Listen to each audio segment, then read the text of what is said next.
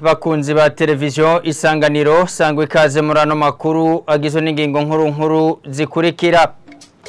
Haracari agahaze mu gupfunga abantu bataracigwa imanza bivugwa n'umushikiriza manza kizigenza wa Republika mu nama naberwa n'ubutungane kuri uyu wa gatanu. Umushikiranganji w'ubutungane nawe akaba avuga ko abapfungwa baharugwa ku rugero rurenga gato ku majana 4 kwijana.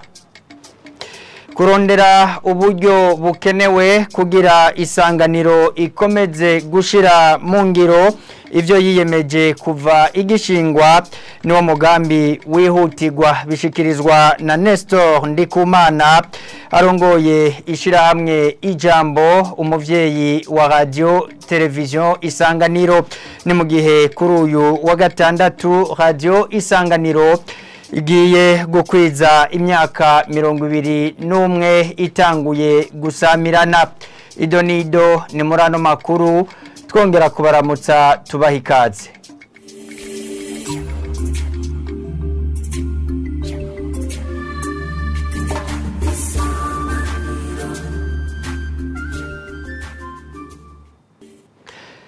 Ishirahamwe mpuzamakungu rikurikirana ibijanye n'amaduwane rirashimishwa n'intambwe Uburundi bugeze ko muri ico gisata.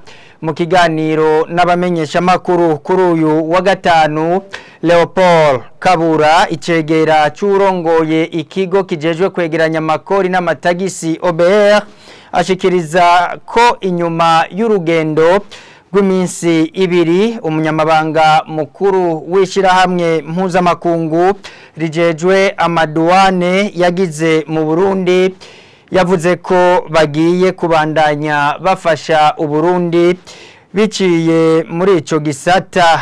Tumukurikire.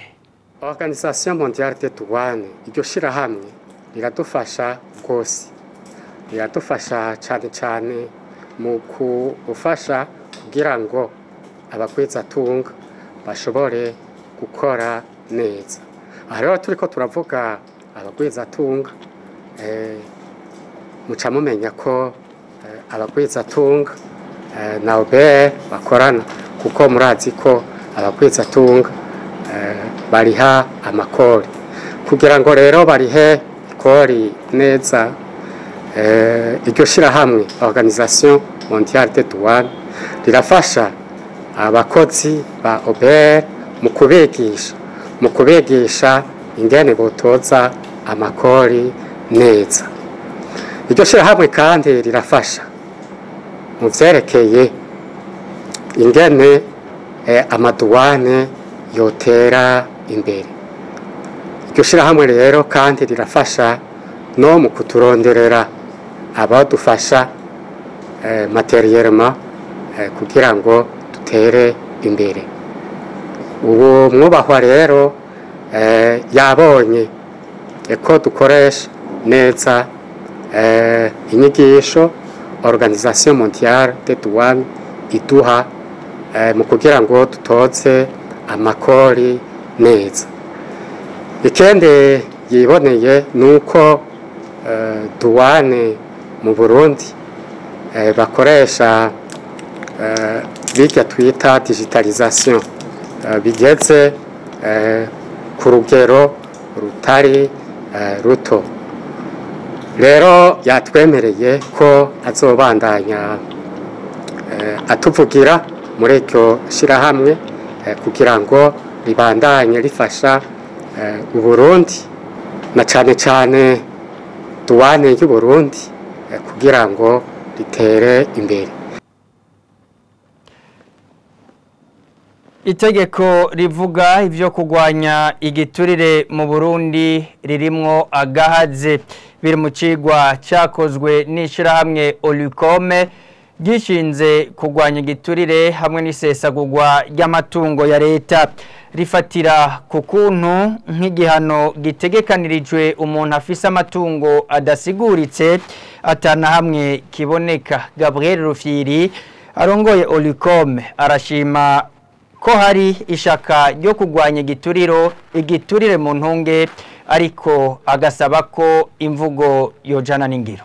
Ibyo kwerekana ubutunzi kuva amategeko agiyeho biragaragara neza, uvyerekana utavyerekana nta tegeko riguhana. Murumva neza yuko hari kibazo ngaho hantu. Umukuru w'igihugu rero mwumvise neza yuko basavye ko twomusaba umubonano inzego z'igihugu hejuru. Twavyemeye, turafise ivyegeranyo vyakozwe, tuzomushira kugira ngo ivyo bintu muri leta bijane n'ingiro mu bikorwa.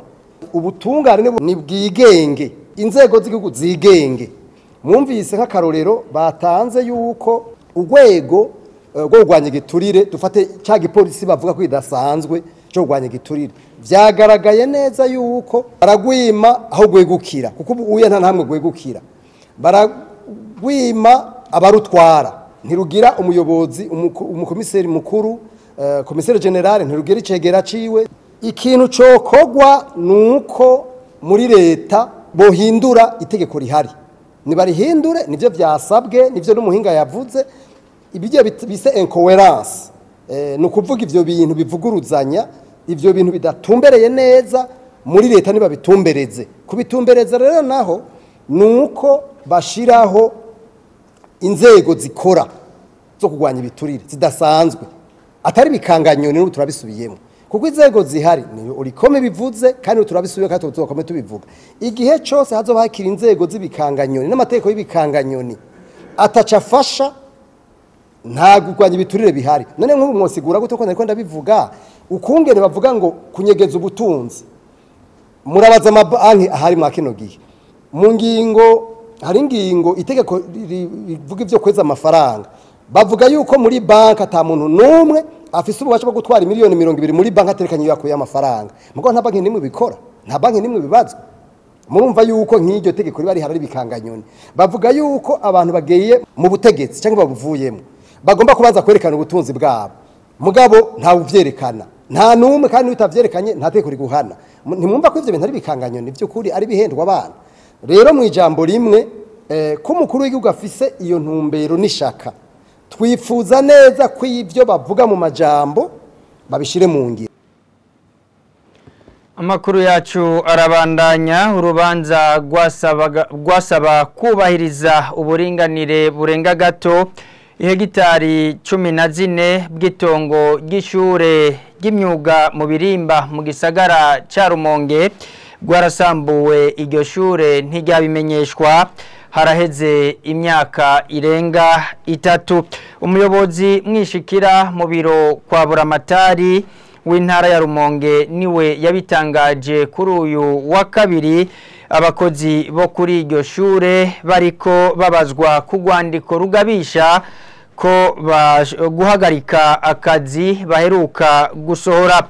Bamwe muri abo bakozi b'iryo shure babibonamwo igipfungu. Jean Pierre Misa b'ishure y'imyuga yo mu Birimba bibaza ko gwabaye ntamanduka gwaciwe muri Ruheshi 2018 baratangaye bumvise kuri wa 14 Munyonyo turimwo umuyobozi mwishikira mu biro bya Buramatari w'intara Rumonge abamenyesheje ko none ugo rubanza gwasambuwe muri ntwara ntibihumbi 2020 bariko babazwa kuwo yarazanye icyumviro cyo kwandika bagabisha guhagarika akazi. Urwandiko intwaro mu Rumonge ivuga ko babeshe mu kuyagiriza ko ishigikiye abo bavuga ko bariko bihagira amatongo y'iryo shure. Abakozi b'ico kigo nabo bakavuga ko umutekano wabo kuvubwo udakwiye. Inama yari yatumiwemwo n'umushikiriza manza mukuru akukira sentare isubiramwe imanza ya Bururi. Bamwe muri abo bakozi bati birakwiye gutomogwa neza ukuntu urubanza rwosamburwa ishuri serukirwa n'umushingwa manza wa wa leta ntibimenyeshwe imyaka 3 yose igahera, iryo samburwa rikamenyekana mu nyuma y'icegeranyo cakozwe n'umugwi washizweho na buramatari w'intara ya Rumonge kuri ico kibazo. Isamburwa bavuga ko batari kubanza no kugabisha guhagarika akazi iyo barimenyeshwa hakiri kare. 32 bateye umukono kuri urwo rwandiko baratangishijwe ihadabu ry'ibihumbi 50 umwe imbere yo kurekugwa kuri wa 15 munyonyo turimwo. Kubwa bamwe mu biza amategeko ivyo birashika iyo hatabaye gukurikirana urubanza, ariko kubwabo umushingwa manza wa leta aracafise uburenganzira bwo gusaba kugo rubanza ruburanishwa. Bamwe mu baba mu gisagara ca Rumonge bakurikiranira hafi ayo matati bavuga ko harondewe itegeko rishira hiryo shure nuko ryagiyeho vyokoroha gutora umuti. Jean Pierre Misago urakenuye. Abantu bapfungiwe mu mabohero atandukanye yo mu Burundi baharugwa ku rugero rw'117 kwijana kugera kuri uno munsi, bishikirizwa n'umushikiranganje w'ubutungane mu nama ari kumwe n'umushikiriza manza kizigenza wa Republika hamwe kandi n'abashikiriza manza n'abacamanza. Hari kuri uyu wa gatanu. Uyo mushikiranganje avuga ko mu minsi heze urugero rw'abapfunzwe rwari rwagabanutse, nayo umushikiriza manza kizigenza wa Republika abona ko hakiri agahaze mu gupfunga abantu bataracirirwa imanza. Ni nkuru ya Mireille Kanyange. Ubu la population carcérale ishika kuri plus de 400%. Ikibazo c'abafungwa benshi mu mabohero ni kimwe mu vyagarutswe ko ahanini muri iyo nama. Umushikiranganje w'ubutungane Domine Banyankimbona yibutsa ivyaha vyotuma umuntu apfungwa ngo nta kuntu akantu kose kotuma umuntu ajanwa mu ibohero. Guhungabanya umutekano w'igihugu cyo kizu bwa mbere. Ikindi caha ni crime de sang. Ikindi caha atari cyo gufinata ni viole, kuko ico caha gituma ubuzima bw'uwagikorewe buhungabana cane, ntabehoho akirungana mutoyi. Ubu rero muri no minsi harongewe ko icaha cyo guhungabanya ubutunzi bw'igihugu. Ico tutokwibagira ni icaha chukuji biturire. Umushikiranganje Domine Banyankimbona akagabisha abashikiriza manza bashira abantu mu ibohero batabanje kuvugana n'abandi. Ingingo yafashwe niyo kiretse n'ivyaha mushikiriza manza uzosubira gushira urafise idosiye mu minwe yawe, ngurashize umuntu mu ibohero utavuganye n'umushikiriza manza mukura gutwara, izofatwa nk'icaha nk'ubugararije, bizofatwa nk'ukugarariza. Kandi wewe umushikiriza manza wa Republika cuvugana n'umushikiriza manza mukuru akukira sentare nkuri subiramwo kugira nawe ubwo nyene mwumvikanye iyo ngingo aca yimenyesha procureur general kugira situation du pays abantu bafunzwe ku munsi bame bazwi ku munsi. Muri iyo nama kandi yahuje abacamanza n'abashikiriza manza bo muri meri ya Bujumbura, intara za Bujumbura, Cibitoke, Bubanza, Mwaro na Muramvya. Umushikiriza manza kizigenza wa Republika Leonard Hamanirakiza abahamagarira gukurikiza amategeko afatiye ku ngingo z'amajana 262 n'amajana 327 z'igitabo c'amategeko agenga itohoza, iburanishwa n'icigwa ry'imanza z'ivyaha. Mu gihe wituye gasambura manza ntacyo ukora ntushira mu ngiro, nabyo ntushira mu ngiro. Rero ro principe iringa ingingo ngenderwa kunini nuko ata muntu numwe ashobora kurekurwa wave bibohero mu gihe umukigiza manza, mu gihe yarafunzwe, mu gihe umukigiza manza yituye gasambura manza. Nginyo ngenderwa ro principe twisuzana n'amategeko yacu. Umushikiriza manza kizigenza wa Republika akanabasaba kudashigikirana mu makosa. Mireille Kanyange na urakenuye. Amakuru yacu tuyabandanirize mu gisata cyo kumenyesha makuru. Ishirahamwe Ijambo Radio n'imbonesha kure Isanganiro vyegukira rirashimishwa no kuba abakozi b'ivyo bimenyesha makuru bakurikiza umurongo ngenderwako w'ivyo bimenyesha makuru kuva insamirizi Isanganiro ishingwa. Mu gihe kuri uyu wa gatandatu Isanganiro ihimbaza imyaka 21 irangiye itanguye gusamirana, Nestor Ndikumana arongoye iryo shirahamwe Ijambo akaba asigura ko umugambi wihutirwa ari uwo kurondera uburyo bukenewe kugira ngo Isanganiro ikomeze gushira mu ngiro ivyo yiyemeje kuva ishingwa.